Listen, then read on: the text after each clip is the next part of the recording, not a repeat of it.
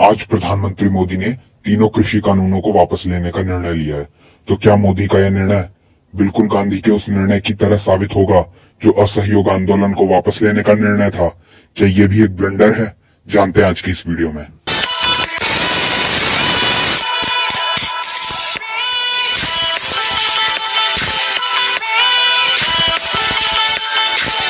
आज देश के नाम संबोधन में प्रधानमंत्री मोदी ने तीनों कृषि कानूनों को वापस लेने का निर्णय लिया।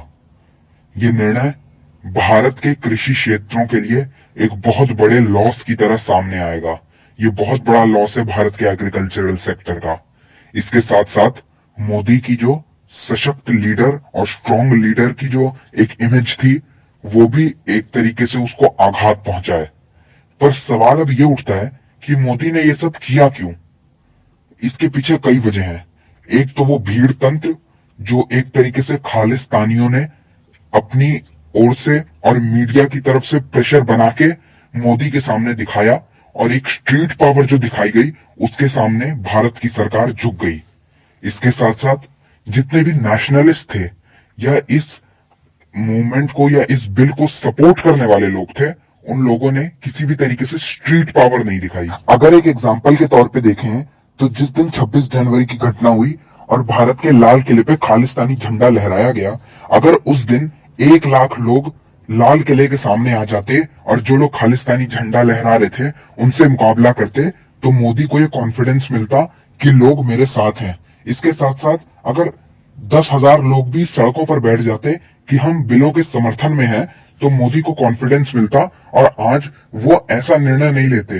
तो कहीं ना कहीं ये लग रहा है कि शायद नरेंद्र मोदी के ऊपर प्रेशर बहुत बनाया जा रहा है और उनके आसपास के जो लोग हैं वो उनको ये बता रहे हैं कि आपके साथ देश के लोग नहीं हैं, जबकि 80 to 90% लोग नरेंद्र मोदी के साथ हैं।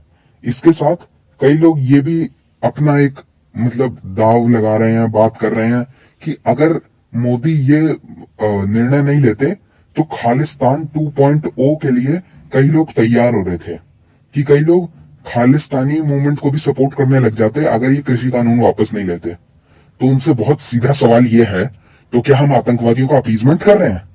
आतंकवादियों के अपीजमेंट से क्या आतंकवादी घटना करना छोड़ देंगे? भूल गए कश्मीर में क्या हुआ था?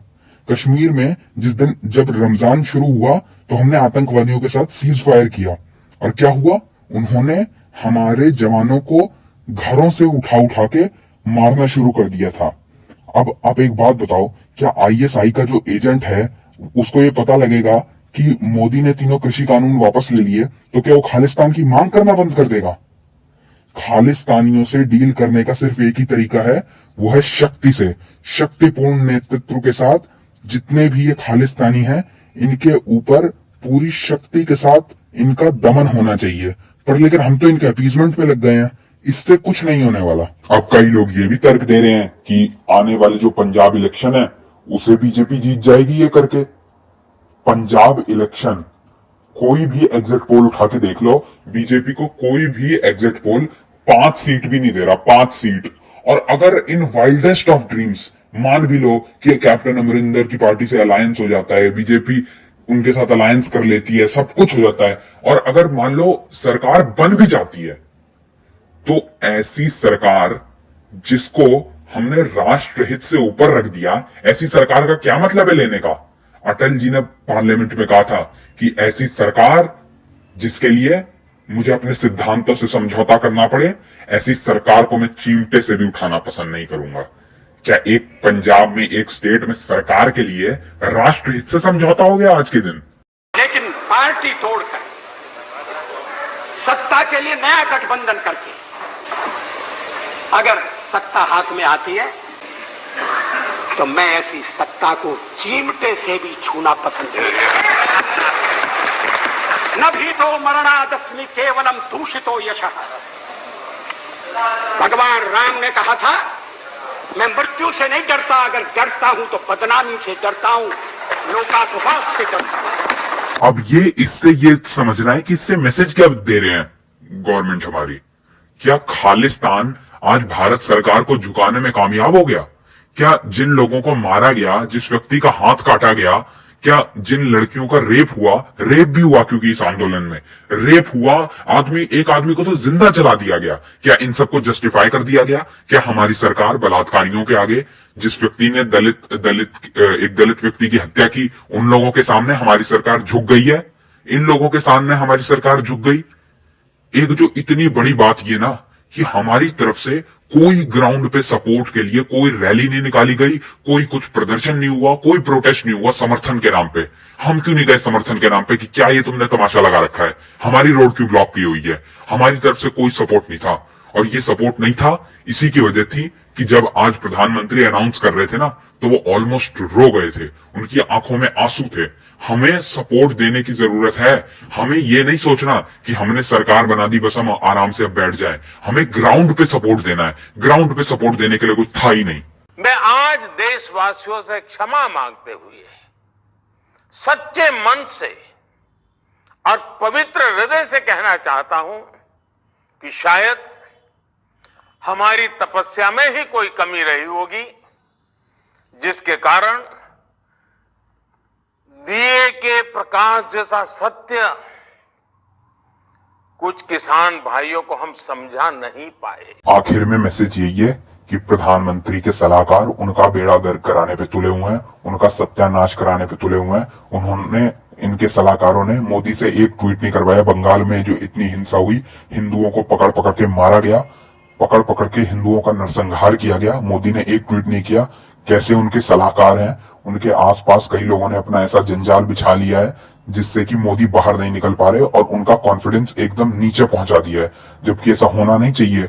जब आपको देश की जनता ने 303 सांसदों के साथ सर्वोच्च पद पे बिठाया है तो आपका कॉन्फिडेंस कम नहीं होना चाहिए। ये एक अच्छे लीडर की क्वालिटीज नहीं है। पर लेकिन आज मोदी का कॉन्फिडेंस डाउन है, तो इसलिए अब हमें सड़कों पे उतरना चाहिए और हर बिल के समर्थन में स्ट्रीट पावर दिखानी चाहिए। किसी से कोई इतनी ज्यादा हमें आशाएं नहीं रखनी चाहिए जुडिशरी से। जैसे जुडिशरी है, क्या किया जुडिशरी ने? सबसे पहले स्थगित कर दिए तीनों कानूनों को। स्थगित करने के बाद क्या किया? जो उनकी कमेटी ने, उनके द्वारा बनाई गई कमेटी, उसने जो रिपोर्ट सौंपी उसको सार्वजनिक तक नहीं किया। इतनी कॉम्प्रोमाइज जुडिशरी, इतनी कॉम्प्रोमाइज। सार्वजनिक क्यों नहीं किया उन्होंने जो रिपोर्ट आई थी? इसलिए क्योंकि वो फेवर में आई होगी गवर्नमेंट के। कोई सार्वजनिक नहीं किया, इसलिए जुडिशरी से कोई किसी तरीके का वो रखने की जरूरत नहीं है कि हमें बहुत न्यायालय पे भरोसा है, इस पे भरोसा है। कोई भरोसा रखने की जरूरत नहीं है। हमें अपनी स्ट्रीट पावर दिखानी होगी, हर बिल के समर्थन में उतरना होगा। हमें एनआरसी के समर्थन में उतरना होगा कि जल्द से जल्द भारत सरकार एनआरसी लागू करे और जिस सीएए को हमने पार्लियामेंट में पास किया है कम से कम उसके रूल्स सामने लाए। ये सब जल्दी से जल्दी करे। ये हमें दिखाना होगा स्ट्रीट पावर। घर पे नहीं बैठ सकते हम, वरना कोई गाजीपुर का या फिर टिकरी बॉर्डर का गुंडा आपके 303 सांसदों और 27 करोड़ वोटों को ठेंगा दिखा के चला जाएगा। आपके बहुमत की कोई कीमत नहीं रहेगी, सिर्फ भीड़ तंत्र और गुंडाई की कीमत रहेगी।